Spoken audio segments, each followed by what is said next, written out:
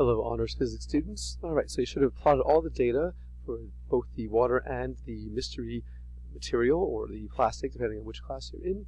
And you should have gotten some really nice straight lines. They should both be on the same set of axes. And you took the slopes, and now we're going to do the analysis. So if you haven't done the analysis video, answer all the analysis questions, except maybe for the last one, which is kind of optional, then come back to see what we saw.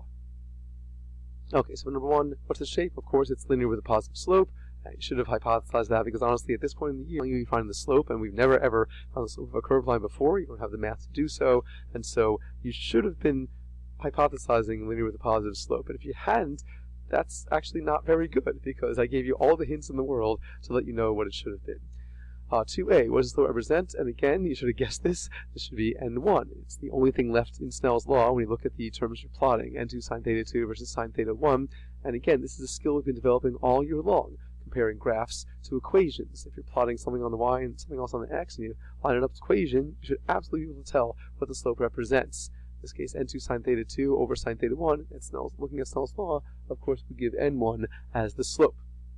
So what should we expect to get for the water data? Well, that's the index of refraction for water. That's 1.33. And here you're going to do a percent discrepancy between your slope and what you actually got.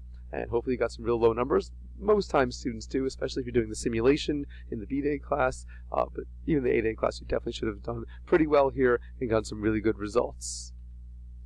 Alright, so number 3, did you prove Snell's law to be true? Well, this is completely based on your hypothesis. As long as your percentage was less than or equal to what you said, you're fine. If it's not, then you didn't. Now, it doesn't mean you fudged anything, doesn't mean you did anything wrong necessarily, although honestly most students do really well on this and get really low percent discrepancies. So if you didn't, maybe it is a mistake you made. If you do want to go back and check your slope, that's always the sort of thing you want to look at. You should be checking anyway, but that's a big clue that if you did not prove Snell's law, that's probably your mistake, not some factors you couldn't control.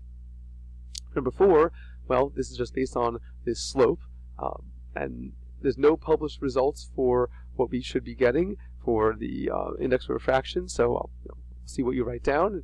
What did you get compared to water? Well, that all depends on what you expected in terms of whether you did the actual experiment or whether you did the online virtual one, so I'll see what you say on that.